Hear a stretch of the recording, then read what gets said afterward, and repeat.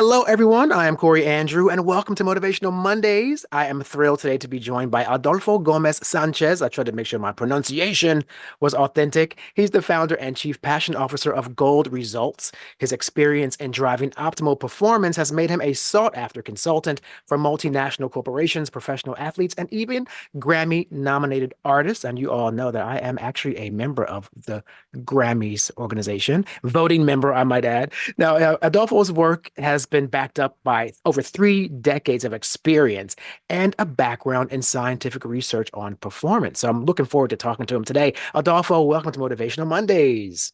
Thank you, Corey. Thank you for having me. Yes, it's my pleasure. So to begin, I would love for you just to give us a little bit of your background and how you became interested in performance optimization. Yeah, sure. It's kind of the mixing of a series of passions. So ever since I was young, I've been absolutely obsessed with competing and everything that's physical. And the fun part for me was how much could I get out of myself. So I've been doing martial arts for over 30 years now. And I remember the first time I stepped in a dojo, it was, I said, wow, I was like born to do this, right? Because it's actually a never ending path. And usually when you're a kid, that's something that, puts you off. But it was actually fantastic. I always thought, well, you can just keep working and get better. And then I ended up competing, playing competitive tennis and football, American football.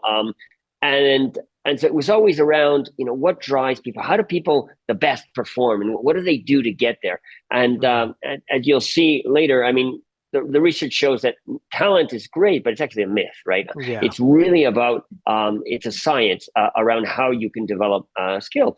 So then I went on and I studied and I did my graduate degree at Yale, and that's where I was introduced to the science of performance. And it was like a whole world. All these things that I kind of been seeing and was trying to model, all of a sudden had this scientific background. And that was about 30 years ago I did that. And it's since then that's been my obsession. So I've delved into all the research, tested on myself, so on my own laboratory, and then I've worked with professional athletes, mostly ATP players, and I've worked with large corporations, and it's always trying to answer the question: how do you help individuals and teams to perform at their maximum potential? Because the vast majority don't. Now, even Mm. top performers have a lot of room, Yeah. and people I think recognize that, and that's what they want to do. So that's my passion. That's what drives me. Well, when you talk about the science of performance, in my mind, I picture like an actual, like, laboratory of a person sort of being optimized physically. But it seems like you're talking about there's an overall sort of like metaphysical component where it's not just about the body. There's also mindset, or at least that's what I'm sort of taking from Right? that work. So can you expand a little bit more on that, like the Sure. the the psychological part of performance? Yeah, and actually, you've touched on something that for me is really important. People tend to separate the disciplines, and that's part of the problem, right? So if you take an athlete, it's a good example. An athlete will have a technical coach. So I don't know if you're talking a tennis player, right? So it's a tennis coach, but then they have a Right. physical, trainer who will work on stamina and explosiveness, and they may even have a flexibility coach depending on how advanced they are. And then they've got a mental training or mental skills coach. Um, and that's all separate. But actually, performance is all around meshing those things together, and finding, because it's an artificial separation. What happens is there happen to be experts in different areas. So for me, the way I see it is mental training is the foundation, right? So I have a performance formula which has like three big blocks. And you can think of it as, if you want to build anything, right? The first thing you have to have is raw materials, right? Good raw materials to build on. And then the next thing you need is a design. Like, what are you going to do? You have to have a vision of what you're going to do and build. And then the third one is you actually have to build it with excellence and, just absolutely be exceptional in the quality of what you do. Well, Hmm. that's the same way a human being and performance is built, right? So mindset is the first part. Mindset is the raw material. And that's what trips up so many people, right? So I'll give you an example. One of the things that I will always talk about, I'll go into a large multinationals, well-known brands, and they'll tell me about their challenges. And I'll usually, after a while, ask the highest ranking person, usually the CEO, and I'll say, so what is your personal 5-year plan to be a better CEO? Mm. What? Silence and uncomfortable looks. Yeah, yeah. But that's the whole point. That's where I want to get, right? We think that we get to a certain point and it's done, right? And that's the danger. And if you look at the greatest athletes in the world, the Kobe Bryants, the Tom Brady's, the Michael Jordans, all of those, right? The Andre Agassi's, once they become famous and they were really good, they kept working. As a matter of fact, they were more obsessed in working. And that's part of the formula. If you don't have that as a ground, as a raw material, let's call it, then when somebody comes in to optimize you, it's no, you can't question me. No, you look where I am. You can. And even athletes, I found out, athletes who aren't willing to sort of say, well, this part of my game is not good enough. And you have to have this pose, and you have to be good at everything. So it's take your ego and hang it up, Mm. leave it on the door, at the door, and then start working. And Yeah. corporations have a really bad problem with that because there's so much ego in recognizing. And the great ones are the ones where you can challenge that, right? They're organizations where there's a lot of psychological safety and people are able to question. And then, no one is smarter than everyone, right? And so it's going outside. And we all tend to sort of hit a certain level where we're good enough and we stop evolving. Great example Mm. is driving, right? So you learn to drive, and once you stop running over people and hitting things, you stop getting better, right? You don't Right. actually think about it. But if you go on, and there's lots of proof around this, if you go out and you find somebody who's an expert who watches you, they will find a lot of little things that sum up that can make you a lot better. And Hmm. that's to me sort of the overarching part that people have to have. It's one of the mindset things that people have to have to start. Wow. Because otherwise you can train them, you can do whatever, but if they don't have that, then none of it sticks. When you talk about that, it reminds me of one of the key pillars that we really stress here at the NSLS as a leadership honor society, which is always embracing the growth mindset. And that's exactly what you're Absolutely. talking about, right? The minute Yeah. you say, I know it all and I'm done learning, that's when you begin to atrophy because every day there Yeah. is something new to make you better, that if you're open to learning about it. And you cite the growth mindset, and that reminds me of Carol Dweck's work in her magnificent book.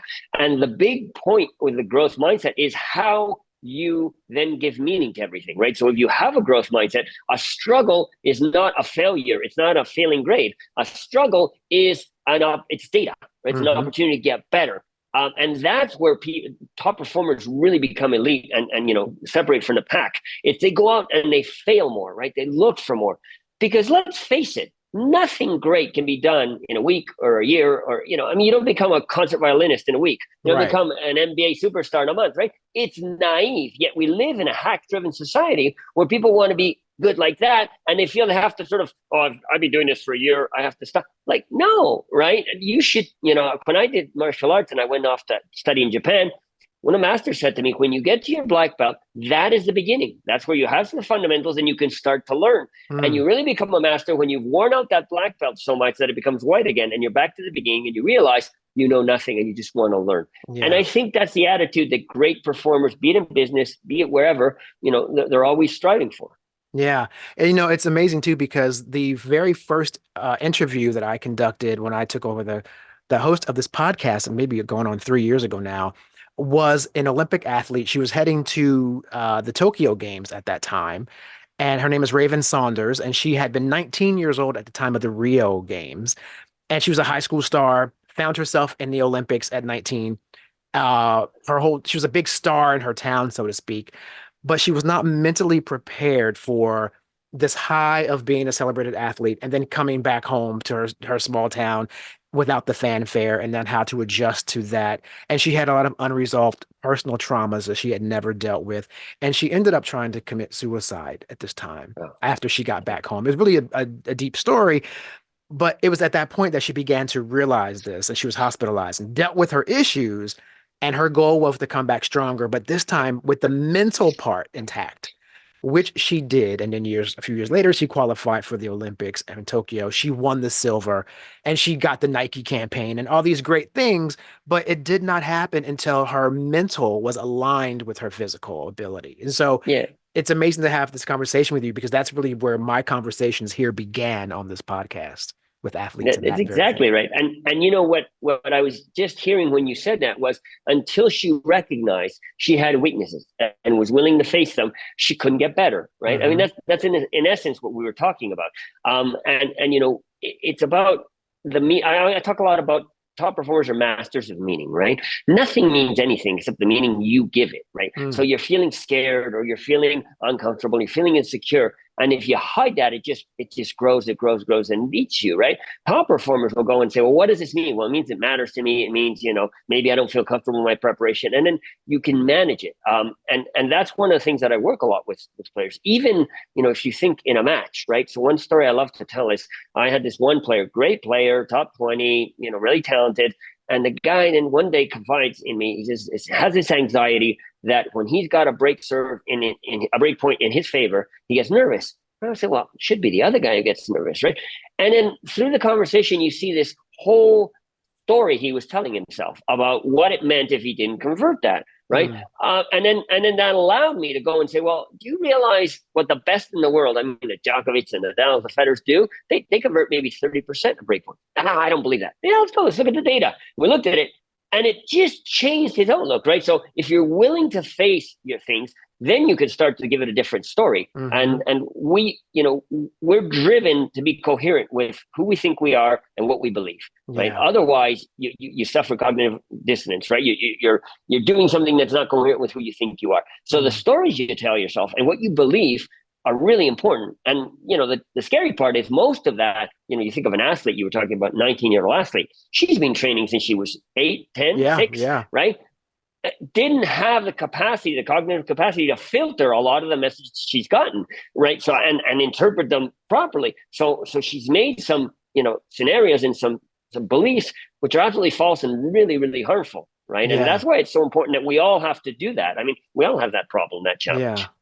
Well, I love too that, what I've learned by having these conversations, whether it be talking to a successful CEO or successful athletes who became entrepreneurs or whatever it is, there's always this common thread in which they had to make a decision about um, who they were versus the voices of others that were playing on loop in their heads, telling them who they were. And like to your point, a young athlete, like she was young when she was, in her case, she was young when she started, but all that messaging was just celebrating her physical. There was no celebration of, well, who are you inside? What are your dreams? What are your beliefs? Who are you as a person? And so that part wasn't worked on. So there was an atrophy there. So I love that, you stress that. And also I will say, you're talking about athletes, but these are lessons that carry over into everyday life for all of us, not just CEOs, not just Absolutely. athletes, right? These are Absolutely. As a matter of fact, I'm very critical with the way society is structured because of exactly what you said. I mean, if you look at the educational system, it's the exact opposite of something that's meant to help you develop your own uniqueness and your own unique strength. It's actually made to make you standard and to take you down a standard path. And a mm, lot of people suffer with that. It's like, I should do this, I should go this way. And you know, there's no room to explore. And school teaches you all the wrong things, right? There's only one right answer. Don't work with others. You know, it's all a test. Failing is bad because actually that's all the stuff that makes you successful in life, right? mm, So it's a really outdated system, which then translates to an outdated economic model or company model, right? Where it's, you know, the industrial model and it's, you know, production lines and let's control people, as opposed to saying, let's empower people and let's hmm see, you know, and the great companies do that. The Apples do that. And you know, and that's where they get innovation from, because you're yeah, saying, okay, you're unique. I can't do what you do. Show me how you do that, right? And, mm, and then I can build on that. And so yes, the lesson is absolutely universal. I agree with you. yeah.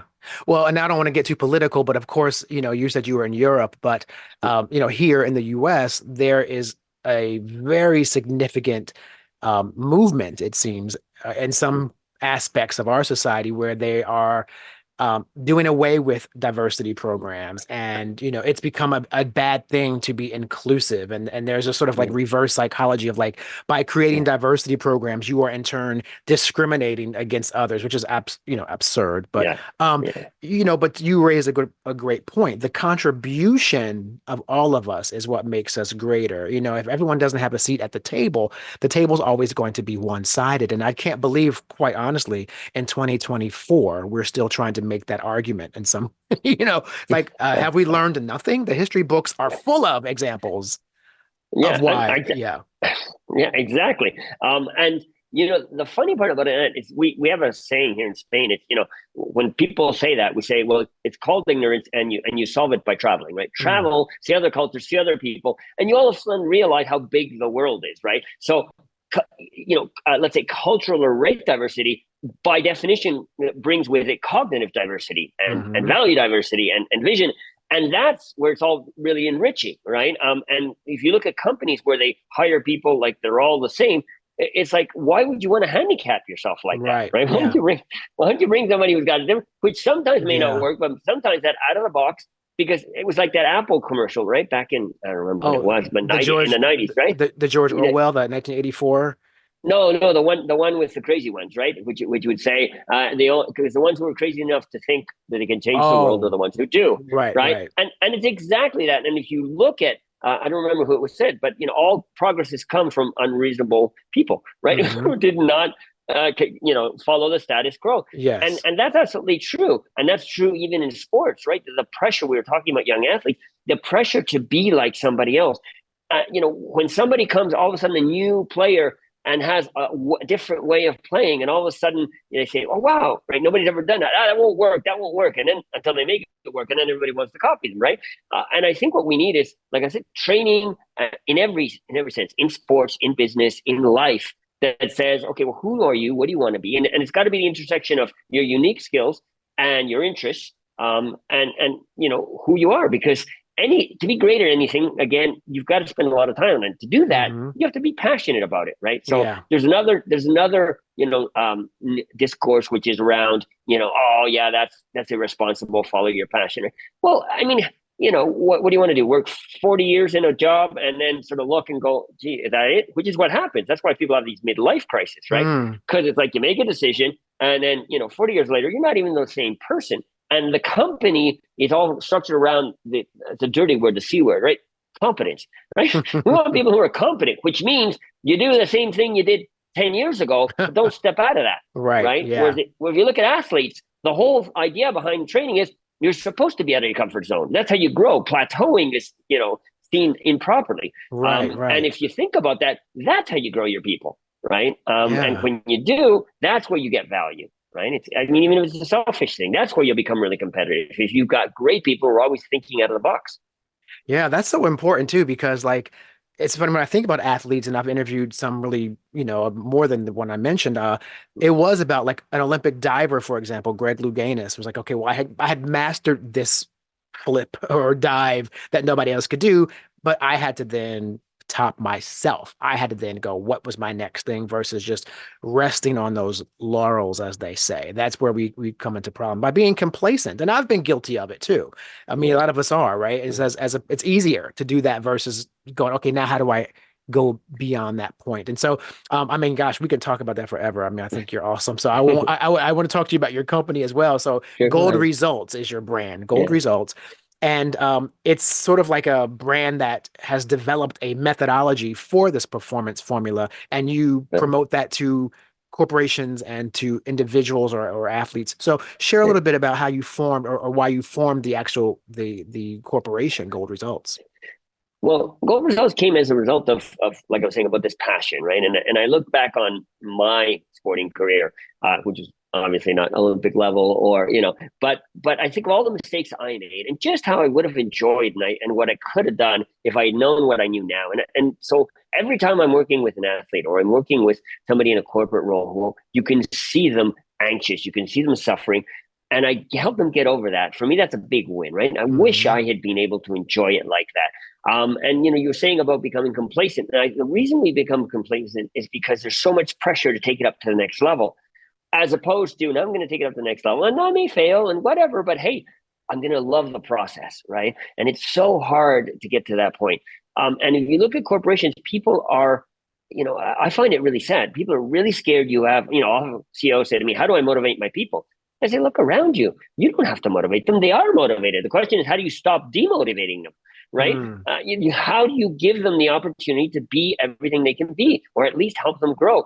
And there's not that constant, and so we promote in companies based on, for example, functional experience. So you take a good sales guy, you make him a lousy sales director. Why? Because being a sales director requires a lot of other skills, right? Mm. But nobody's looking at that. And you're not saying, hey, here's Tom, who, I don't know, he's in the warehouse, but he's really good at doing strategy and planning. Or maybe he could do this, right? What skills do we have to add? And that's not being lazy. So being lazy is just easy. It's like, headhunter.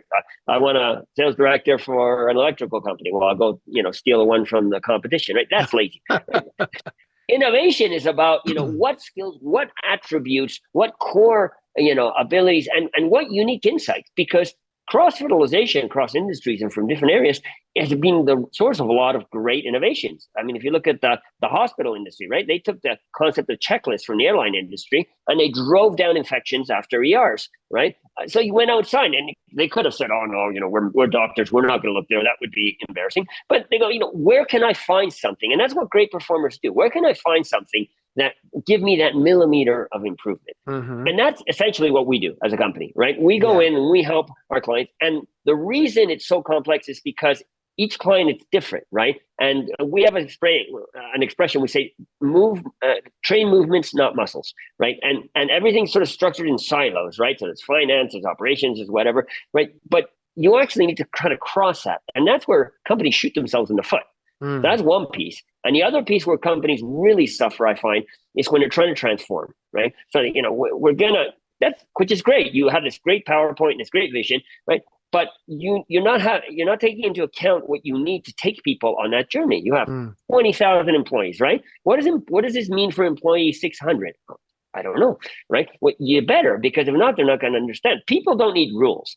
People need vision, right? And then they need to get passionate about it. And Starbucks was a great example. Starbucks didn't really regulate. They just said, look, this is what we're trying to do. We want people to feel like this is a second home. Do whatever you think would make people feel that way. And that worked really well. People just got it, right? But again, that's communication, which is one of the things we're really bad at, and consistently communicating and understanding and getting that feedback loop, right? And it seems like we get feedback and, oh, that's a terrible thing. It's actually not. It's a great thing, right? You don't have to take it all. You don't have to accept it all. It doesn't all have to be right, but it enriches you so much. It's like reading, right? I mean, I love to read. And I just think, how can people live without reading? Because it just exposes you. I know that expression, right? A mind open to a new idea will never be the same, right? And I think our society has sort of taken that away from us. And it's, just be reactive, and here we'll bombard you with messages, and this is what you have to think. I think it's part of the reason we have those ridiculous, narratives that you were talking about, because somebody's heard it and they haven't questioned it. Right. So that's part of what we'll do. We are known for, so I will say that to clients. Look, if you want somebody to sort of say, Jack, what you're doing is really great, we're not the right partner. I will challenge people, because I think human beings are wired to grow. That's what we need. That's when we feel alive. Now it's hard and it's uncomfortable, and you need to do it so it doesn't embarrass people. But that's really the value. The best mentors I have ever had made me feel really uncomfortable in the good sense, right? They really pushed me out of my limits. And once somebody does that, it's hard to look and go, well, I'm going to pretend I didn't see that, right? Because a lot of times people don't even know what they're missing.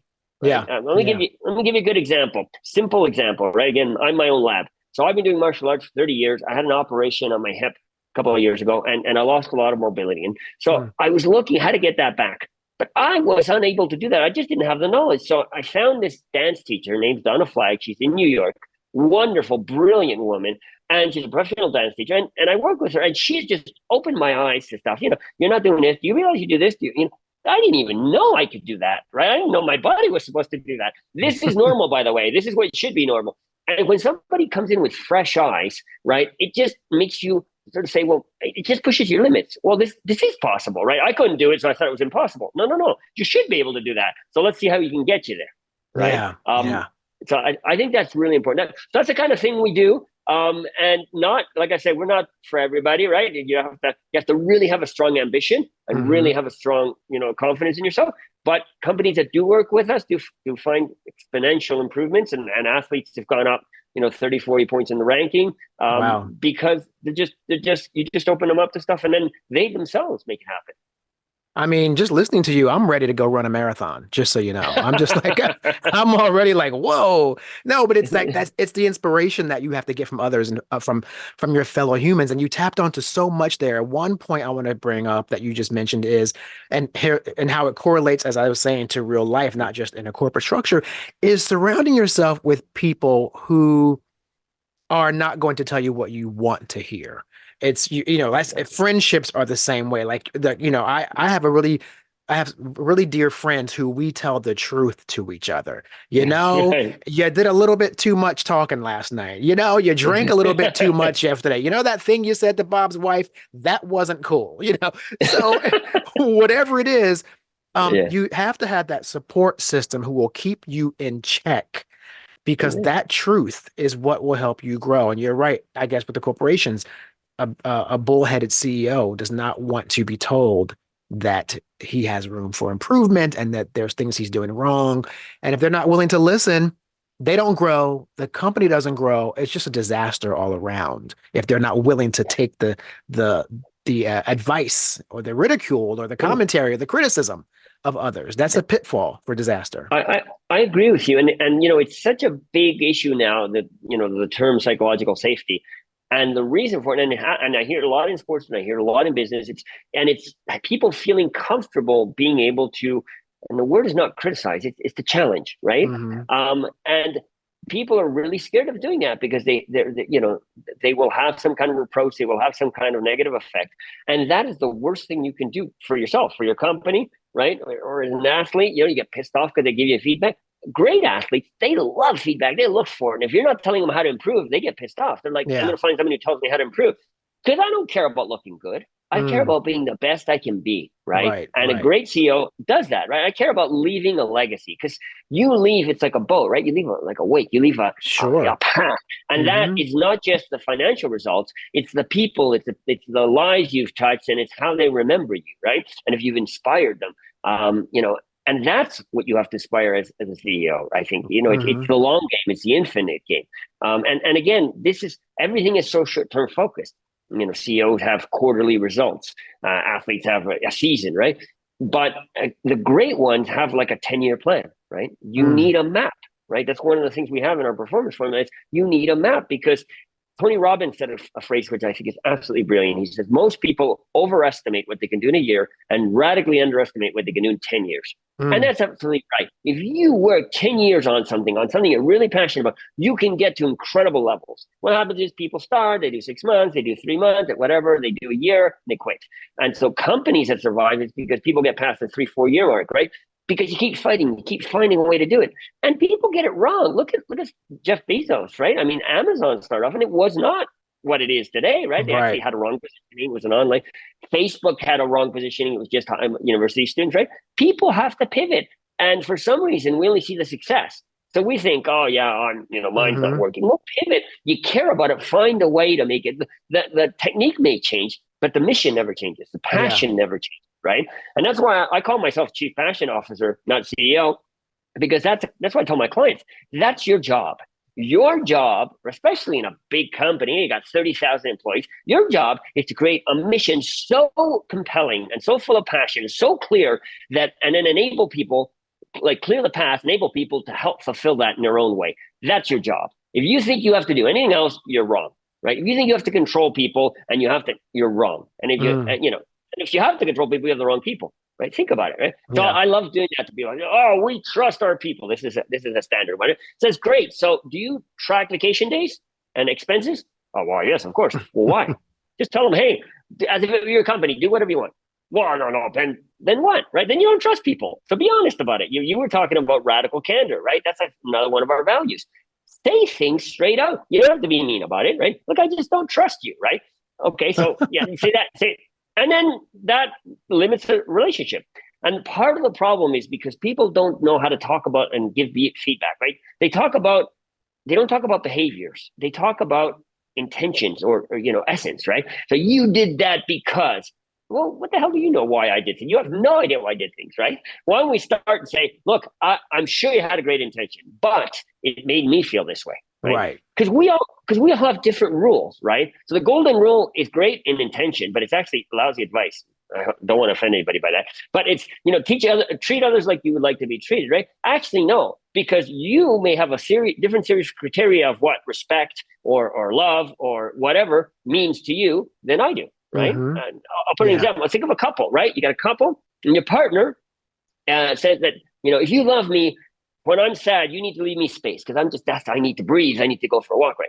And you say, okay, but doesn't tell you, right? And in your mind, you're thinking, if I'm sad, if you love me, you got to be there with me, and you got to be taking, help because that's what love is, right? So imagine what a mess you're going to make when your partner is sad, and then you say, okay, what would I do? Oh, I'd like to be all over, I'd like to be all over me, Right. and you Right. go do that, and it's the exact opposite. But nobody teaches us to talk about that, right? Mm. And when you get into a corporate world or a relationship, it's, why are you micromanaging me? And maybe a lot of times it's, well, I just want to help, right? Well, actually, you make me feel terrible, right? And when people learn, that's one of the things we teach have those conversations, the world just opens up. Oh, shit, I never Mm. thought, I never knew you saw it that way. Well, you never Right. asked Right. me. It sounds Yeah. so basic, but people don't do that. Well, it's And it's so communication, powerful. right? Yeah, I mean, Exactly. it's communication, which at every aspect of life, we benefit from open, honest communication. And it's great that you mentioned the micromanaging part, because when I talk to uh, corporate heads or CEOs or managers, and we talk about that micromanaging thing, it's usually a control issue because the people you hired, if you're competent as a hiring manager, you didn't hire someone who's incompetent, who can't do the job. You have to just leave them alone and allow them to do the job versus being over their shoulder every 5 seconds because, that's something that people are not comfortable with. And I'm the same way now. I'm like, okay, you hired me to do a job. Give me a deadline and here's your end result. Now, if I need help along the way, I'll ask you, you know, but you have to Exactly. give people that ability to use their own head, their own logic, and work through their own sort of processes to get something done without micromanaging. I think very often they say the people who leave jobs, they usually don't quit the job, they quit their manager. That's Yeah, said that's exactly right. very And, often. and part of that is a communication skill, right? So you can't know what I expect from you, and managers are terrible in letting you know what that means, right? So let's say ambiguous things. So, oh yeah, I Right. want you to have a lot of initiative. Like, well, what the hell does initiative mean, right? I mean, I could do something and think it's a great initiative, and you might think that's not what I've got in mind, right? So you Right. got to really make it help. And that's why performance review as a concept is not a yearly thing. A performance review should be almost a weekly conversation. It's not 10 minutes, Mm. it's 5 minutes, but it's a weekly feedback, right? There's a great Netflix book. I can't remember what it was called, but it was from the HR people at Netflix. And the way they set it up was, they said nobody should ever be dismissed from a company without seeing it coming from a long way back, right? Because you've had Yes. these conversations and you know it's Right. happening. And Right. that's fair. Because if not, you're not giving them a chance, right? And leading is that it's helping people to grow, right? And you can't do that if you don't tell them what you expect, because a lot of times people don't know what they expect. The Hmm. actual manager doesn't know, right? But since you can't say I don't know, right, and that's where it gets into that crazy ball, right? So if you take a step back and goes, hey, what could we do better? Every time I've done this with clients, really just amazing things come out, and they're like, why didn't we think of this? Well, we did, but you wouldn't listen, right? Right. Right. Yeah. That's the other thing. I mean, very often trying to get people, when you have an opinion and you're trying to really offer that to the corporation, uh, people again, that takes you back to, are people willing to listen to criticism, and are they willing to grow, when they don't know. I always say the person who walks in the room and they profess to be the smartest person in the room, and you can guess that it's usually literally the opposite, because no one would walk Right. into a room with such an assumption. And I do want to lastly talk about something I think is also important. And you sort of tapped into this as well. And I'll share that I interviewed a woman who survived the Boston Marathon bombing. Her name is Jennifer Kaufman. And she was, I think, in the finance world, and she was running this marathon. And this changed her life. I think she almost lost her legs, and it just was terrible injuries. And she confided that she was so transformed that she began to plot a revenge murder of the bombers. Okay. Like she found herself like Googling like where they live. Like it just transformed her into some like psychotic, different Yeah. person as a traumatic experience can. But all of a sudden, she began to sort of want to know now, well, why would someone do this? So she began to change her mindset to understand what would a person go through. And she discovered that these two kids had been radicalized as children in a religious environment Mm-hmm. and programmed to be difficult and I mean to hate the United States. And Mm-hmm. they were indoctrinated into this hate system and ideology. And it began to change her mindset, which is this is a big one, to empathy Right. for these two. And she even got to the point where she said, so Corey, I prefer you not to refer to them as the bombers. They have names and she would like me to use their Wow. name doing, she had this compassion for them. So anyway, the point is this whole situation transformed her life in a way that she never saw coming because she became a film director now, very celebrated because she did a documentary of Wow. this experience and she became now a big Hollywood producer. Her life is so fulfilled now that she says she would not change anything about what happened because it helped her get someplace else. And she said what she learned was in life, things that you think are happening to you are sometimes happening for you.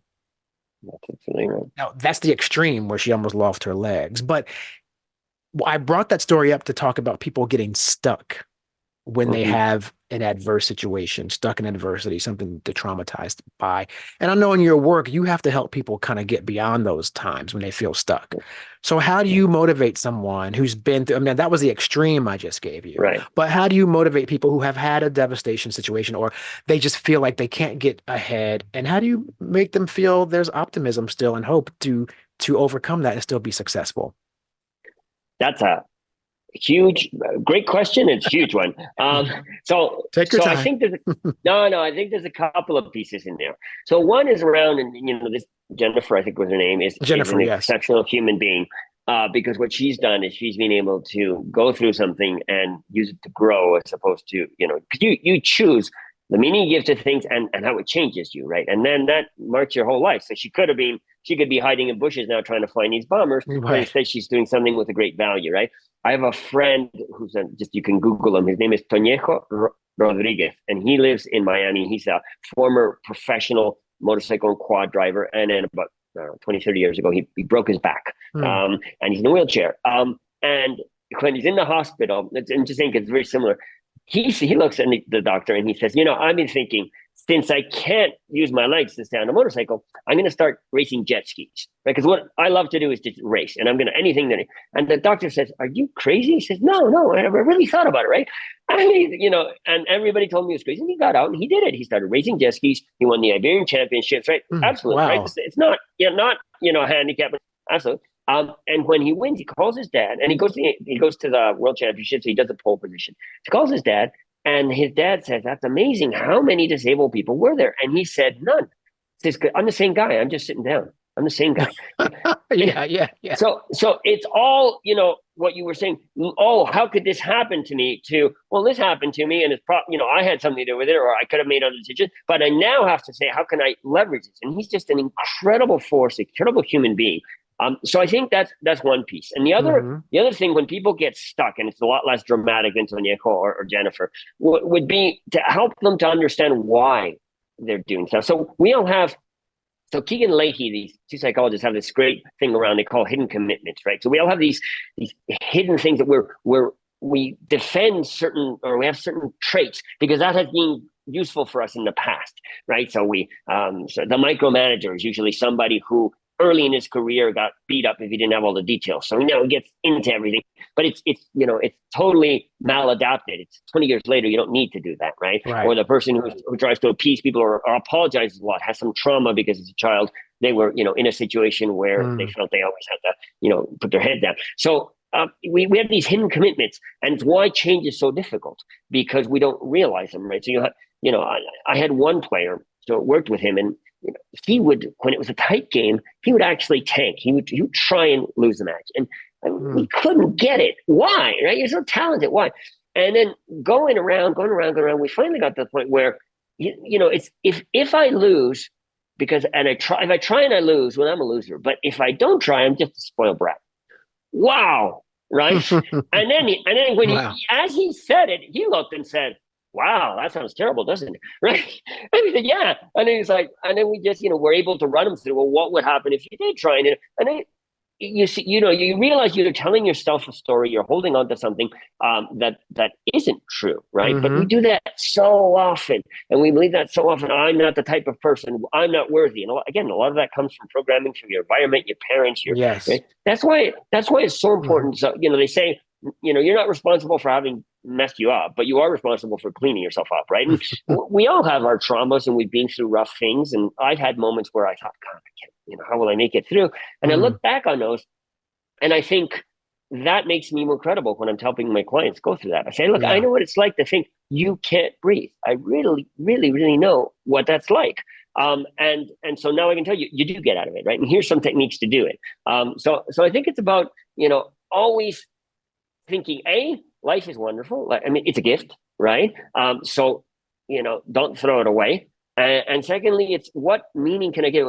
Get curious. Get curious, right? Because we automatically attribute meanings. It's like a macro, right? Oh, you didn't smile at me, Corey, so you don't like me. Right? Well, maybe why don't you smile? And then, you'd be amazed what drives people, right? And once you get curious, it's like you said, what happened with Jennifer. You go from this anger to, um, a different state. Great wisdom, words of advice, Mr. Adolfo Gomez Sanchez, founder and chief passion officer of Gold Results. This has been a wonderful conversation, and I so appreciate your time. Like I said, you are an inspiration.